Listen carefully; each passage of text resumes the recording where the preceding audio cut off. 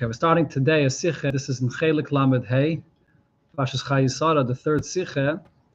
We're learning the sicha, continuing from the sicha that we were learning for a while, the sicha on Parshas Malach about V'karker Kol B'nei Sheis, where the theme of the sicha was discussing the status of the Goyim when Moshiach comes. So this sicha will also discuss the same subject, with a hemshech on this inyan.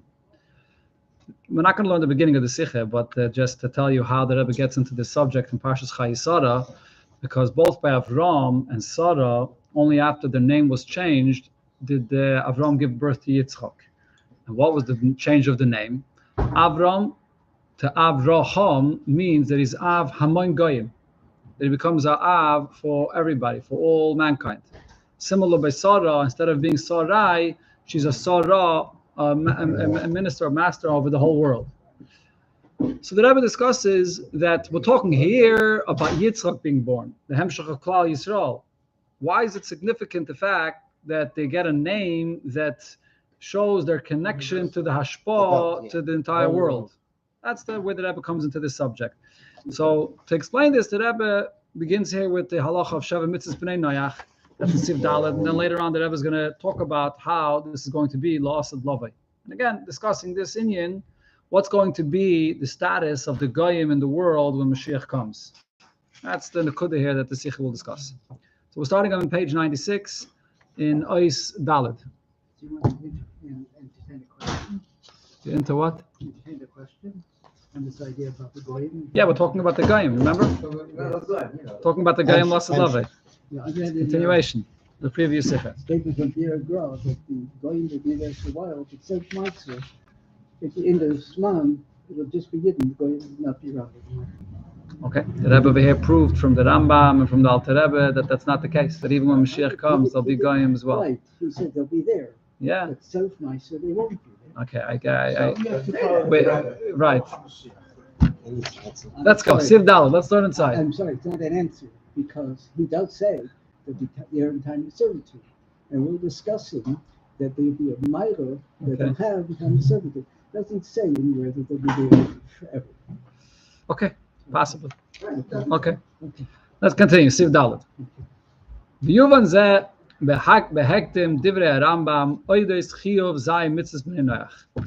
So first, let's see what the Rambam says b'chlal regarding the Goyim, their obligation of fulfilling Sheva mitzvahs b'nei Noach. And here the Rebbe quotes two halachas of the Rambam. The first halacha is Tziva Moshe Rabbeinu mipi hagvura. The Eibusha commanded that lochov is called by Olam, that Yidden should be forcing all people in the world lekabel mitzvahs shenitztavu b'nei Noach, to accept upon them the 7 mitzvahs of b'nei Noach. In the next halacha, the Rambam says, Kol hamekabel sheva mitzvahs. Anybody that accepts a guy that accepts the 7 mitzvahs, v'nizer la'asaysan, and he keeps them, hareze mechsidei u'mesaylam. He has a different status. He has a status of being chsidei u'mesaylam, the pious one amongst the nations of the world. And even more, v'yeshle chelik lo'elam haba. And he has a portion in olam haba. Chayre in the Rambam, olam haba, I'm not sure if this chayre refers to Gan Eden. Chayre. Not 100% sure. Okay, let's continue. V'hu sheyikabel lo'ysan. But now, when is a guy considered to be on the level of Chassidei U'Mesaylam?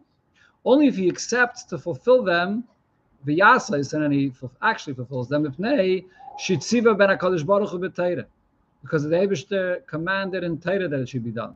V'yidiyonu al-yedei Moshe Rabbeinu chulu, and the Eibishter notified the Goyim, or the Yidden, to let the Goyim know about the mitzvahs through Moshe Rabbeinu. Aval imasa mipnei hechra das. If a guy fulfills Sheva Mitzvah B'nei Noach just because of makes sense and it's for civility and so on, he doesn't fit into that category of being Chassidei U'Mesaylam. Those are the two halachas here in the Rambam. Okay, so the Rebbe will discuss a few points about what the Rambam says here. The first thing is, what we need to understand is, Harei Moshe Rabbeinu lo hinchel ha'Torah v'mitzvos ela liYisrael.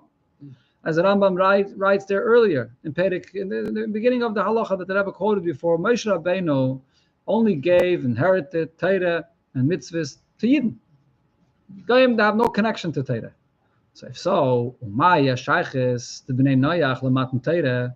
what's the connection of the Goyim to Matan Torah? The Rambam here brings that a guy should fulfill Sheva Mitzvahs Bnei Noach because it's commanded in Torah. And by Matan Torah, this is what the Eibusher commanded they should do. Ula Bnei Yisrael. And also there, it's related to Yidden. Who is the one that has that job to teach Goyim about Sheva Mitzvahs Bnei Noach to Yidden?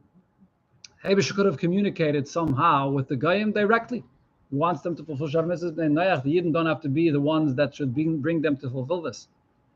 It's the Yidden the ones that have to see to it. They have to force Goyim to accept upon them to fulfill the mitzvah. And v'hem yasu oisan, and the Goyim should be fulfilling these mitzvahs because the Eibusher commanded so in Torah. Why is this the case? These two things should be totally unassociated with one another. The Yidden have a Torah. The Yidden are connected to the Eibusher, Matan Torah. The Goyim, their fulfillment of Sheva Mitzvahs Bnei Noach is a completely separate thing for them. Why is it connected to Torah and the Yidden? And his Bayib is that come upon them. So this is something that was already explained in the Rebbe Sichas a few times.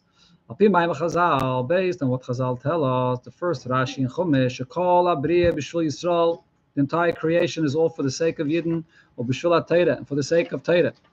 Shenikras Reishis. Yisrael are called Reishis, and Torah, which is called Reishis. I know what we understand from this is She'ein zeh dava neisef al abriya. She'ein zeh dava neisef al metzias abriya. That anything that exists in the world, you can't refer to anything in the world as just something. Again, no. Let me explain that again. The fact that the world is for the sake of Yidden and for the sake of Torah is not an added feature to the existence of the world. There's a world that exists and functions, and then what's the purpose of this world for Yidden and Torah? That's not the pshat what Chazal is saying. This is the very existence of creation itself, of the world itself. If Hashem is not creating the world only for the sake of Yidden, by the Eibusher, the kavanah that he has is the pnimius of the very existence of what the world is. This is actually a chiddush that you say by the Eibusher, lav dafka by human being. It is that way. When a person builds something or creates something with a certain purpose in mind, not necessarily is the very existence of what he created the purpose. Meaning, if you have a table and the table is for the purpose of putting a sefer on it, what's the table itself? The table is material, whatever it may be, wood, plastic, and the table theoretically could be used. If you stand it up, maybe you could use it as a wall for a sukkah. It's not, you can't say the very existence of the table is its purpose, right? But Pile, though, it was made for a purpose. By the Eibusher, it's not that way. By the Eibusher, when he creates something, it's exactly what he wants it to be. You can't say that he created it, so now it takes on a life of its own. It is what it is. Elamai Pile, the Eibusher decided it should be used for a certain purpose. If it was created for that purpose, so it only is what its purpose is. Its whole source comes from him, from the Eibusher. So exactly what his purpose, what he wanted, is what it is. Yeah. So when we say the world is created for Yidden and for Torah, that means that is what the pnimius of the existence of the world is. So therefore, after Yetzias Mitzrayim, which is the time of the birth of Klal Yisrael, when the sin is at Torah, and after the Eibusher gives Yidden the Torah, it's impossible to say that Eibusher comes and will command and communicate with any aspect of existence in the world without it coming through Torah and the Yidden. There is no element of existence in the world that you could say that is separated outside of the existence of Torah and the Yidden. Everything else that exists in the world is all for the sake of Yidden, and whatever has to be communicated to them comes through Yidden and is related to Torah. So therefore, the fulfillment of Sheva Mitzvahs Bnei Noach is only because Hashem commands so in Torah. And who are the ones that convince Goyim, that bring Goyim to fulfill it? It's the Yidden. You don't see it the Pharaoh.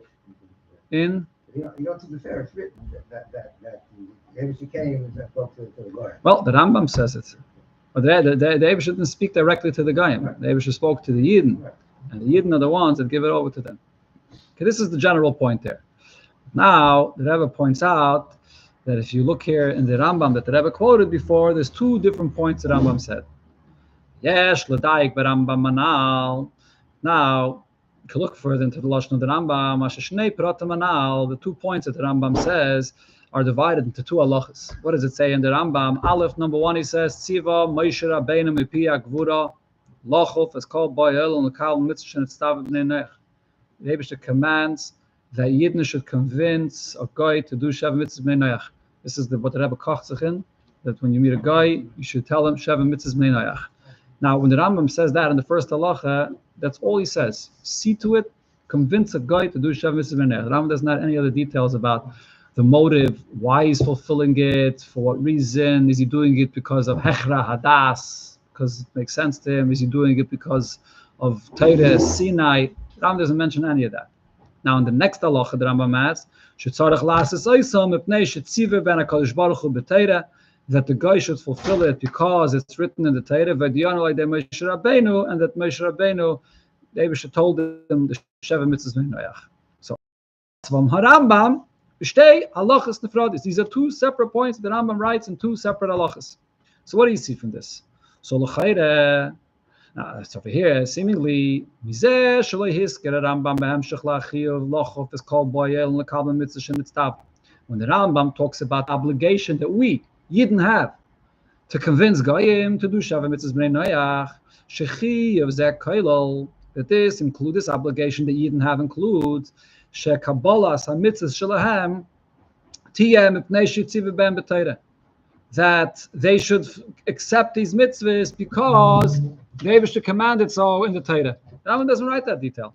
The kosav t'nai zeh, the Rambam writes this condition on page 97 in the first column. The Rambam writes this condition that v'hushi yikabel, that they must be accepting it only as chassidei Yom Yisraelim. When the Rambam comes to define who is a guy into this description of being chassidei Yom Yisraelim. So the Rambam says that's a guy that not only is doing Sheva Mitzvahs Bnei Noach, but he's doing it because it's written so in the Torah, because the Eibusha commanded through Moshe Rabbeinu. So that's written by halacha b'fnei atzma, right? So move on. It's understood. Shedin zeh. So this new halacha that I'm saying, Gevush yikabel esim mipnei shetziva ben hakadosh baruch hu b'Torah din b'fnei atzma. It's halacha for itself, and then it adds even more. V'tzarachian, and it remains a question. Actually, it's not clear. Im yesh chiyuv al b'nei Yisrael lochuf is called by olam shiur chsidei Yisraelim. Is that part of the obligation of a yid? This whole idea when you have to teach a guy about Sheva Mitzvah Bnei Noach, is it important to let him know that it came from Torah, from Moshe Rabbeinu? Or that's not our obligation. Our obligation is to teach him to do Sheva Mitzvahs Bnei Noach. If he chooses to be on the level of Chassidei Yisraelim, so then if he does it for the reason of Torah and Moshe Rabbeinu, he'll be on that level. But it's not necessarily our obligation. He's going to ask you, why should I do it? It's because Noah said so. He says, only Noah? No, God said so. Oh, then he'll accept it. Why should he accept it? Because Noah said so. Maybe you can just tell him that it's laws of humanity and it makes sense theoretically. I'm just saying you can share and convince a guy to do Sheva Mitzvahs Bnei Noach in all kinds of ways. Is it part of our obligation to also tell him that it's in Torah and from Moshe Rabbeinu? So the Rebbe is saying in the Lashon of the Rambam, it's not clear, lav dafka, because there's 2 separate halachas. When he talks about the chiyuv, the Rambam doesn't mention that detail. Okay, that's on one hand. It's two different points here. On the other hand, the Rebbe says, Rambam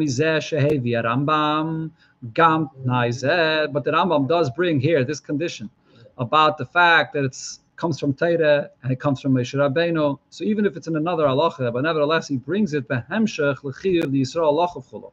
First, the Rambam talks about the fact that Yidden should convince Goyim, and then in the next halacha he brings the fact that they should fulfill it because it's written in the Torah. So mashma, so it does seem from the Rambam, sha'af she'ein ze chelik me'achiyuv ha'alef, even though it's not part of the very obligation that the Rambam is talking about in the halacha where he talks about Yidden convincing a guy, shleimus hakabala shela ben Noach. What's the full acceptance of a guy? It begins with a yid that's convincing the guy, even if the yid doesn't have to tell him the whole story, but it starts with the yid. What's the full exception of the Sheva Mitzvahs Bnei Noach? Acceptance, that is. If he's doing it because it's written in the Torah. Yesh gam ken lo kasher b'nei Yisrael. It seems like that ultimately the hashpah comes from Yidden. Meaning, even if it's not, what the Rebbe is saying is, even if it's not the obligation of a Yid to let the guy know that it's written in the Torah and Moshe Rabbeinu commanded it, but when you tell him about Sheva Mitzvahs B'nei Noach, so then he will make his own research and he'll come eventually to the point where he'll figure out where it came from, and he'll find out that the Sheva Mitzvahs B'nei Noach came from Sinai. That is the shleimus of Sheva Mitzvahs B'nei Noach. So even if it's not mamish the obligation of the Yid to tell him that right from the beginning, but you get him started, and then he's going to figure out the rest on his own. Why shouldn't you tell him to say that? Yeah, true. There's no reason why not to tell him the truth. True. The Rebbe is not here saying that there's a reason why you should not tell it to the guy from the beginning.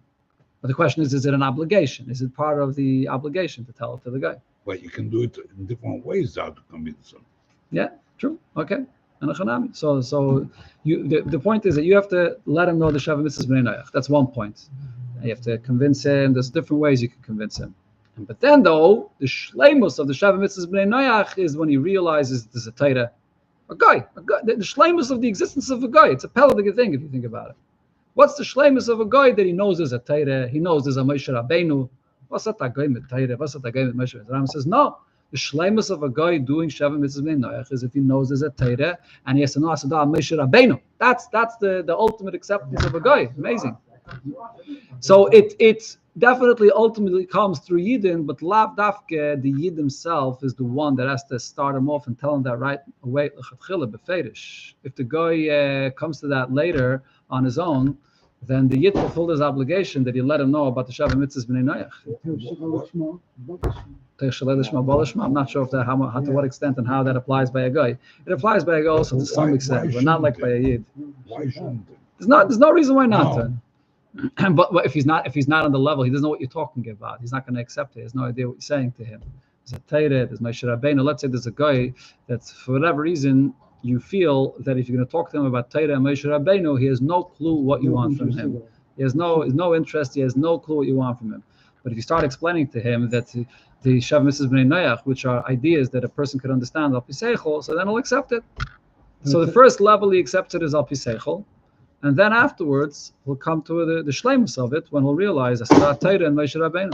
Lachuf means to what does lachuf mean? Oh, so let's see.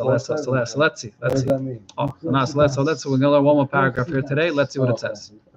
Okay, so here now the Rebbe points out, based on the fact that the Rambam divides this into two separate halachas. So v'ula yesh loymar sheyesh beis eifanim b'pu'ulas b'nei Yisrael or b'pu'ulas b'nei Yisrael ahul misaylam. There are two ways or two stages of how Yidden influence Goyim when it comes to the Sheva Mitzvahs B'nei Noach or in general. Aleph, number one, hashpah yidei kfiyah. There's the first halacha where the Rambam talks about the fact that a Yid should influence a guy by literally forcing him.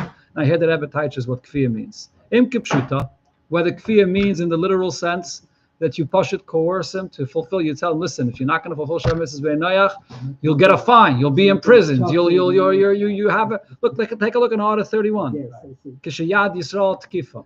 In the time when Yidden had that power, when the Yidden were in the time of the Beis Hamikdash, so the Yidden had Goyim them that were living amongst them in Eretz Yisrael. The Yidden had the obligation to force a guy. You can't live here unless you're going to fulfill Sheva Mitzvahs B'nei Noach. If not, you force him out of his house or whatever. It means kipshuta. Oy, ayidei kfiyas dvarim, which applies today.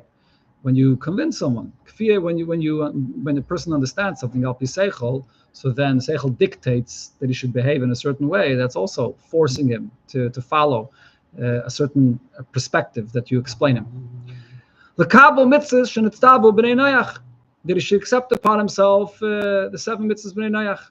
So that's one inyan, which means this is a direct hashpah when you're directly talking to him and explaining to him what are the Sheva Mitzvahs B'nei Noach and what exactly it is he has to fulfill. It's one kind of hashpah.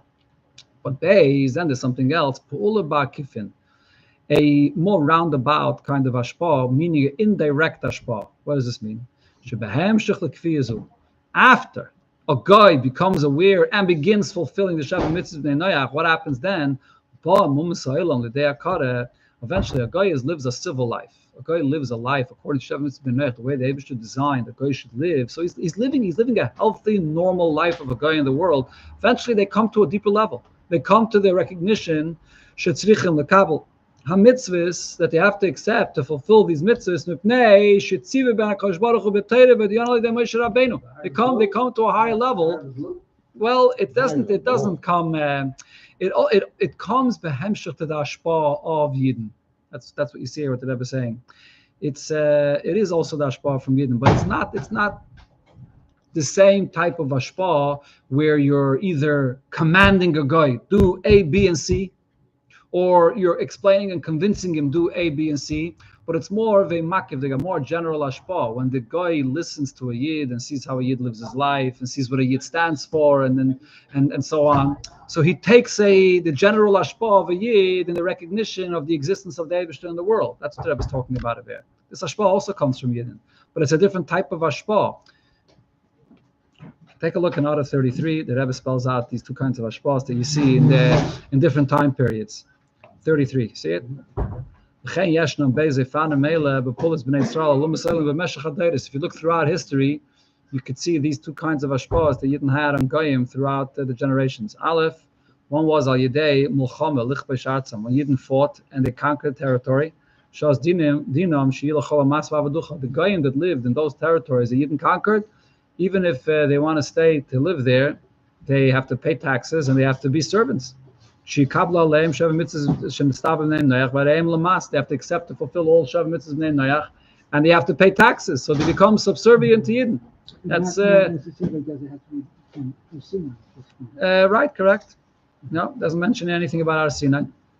That's one possibility. Beis, another possibility is in the time of Shlomo Melech, what happened? Vayeshev Shlomo al Kisei Havaya. Shlomo Melech sat on his throne. And he didn't even have to fight. The queen Shva brought gifts to him, and she came to him, the Shlomo. So this is a different kind of hashpah. This is a hashpah where it's not direct, where you're conquering territory and forcing and saying taxes. But the power of Shlomo Melech, his wisdom and his influence was so great that indirectly, automatically, everybody in the world was bought to him and was influenced by his existence. That's what I was talking about inside the sicha as well. There's a kind of influence where you have to change a guy's opinion. We have to talk him into it. We have to directly force him. It's one kind of hashpah. There's another kind of hashpah that if you're in such a position of power, b'derech mamela, the guy will start following you and he'll start valuing who you are and what you stand for, the Torah you have, and Moshe Rabbeinu. So you don't necessarily have to tell him A, B, and C, do kach v'kach v'kach, but the guy will see what you stand for, and he'll start following even more than what you're commanding him to do. That's the second kind of hashpah that the Rebbe talks about here. And the Rebbe sings, "When signin Teiras Achsidus bitter b'derech milchama, or bitter b'derech menucha." It's when you have to fight, or when it comes in a peaceful manner. This is the famous Indian that it talks about in the Memorim of Pada b'Shalom Nafshi. Yeah. Okay. So we give this back. We're going to get it back next week. We're going to get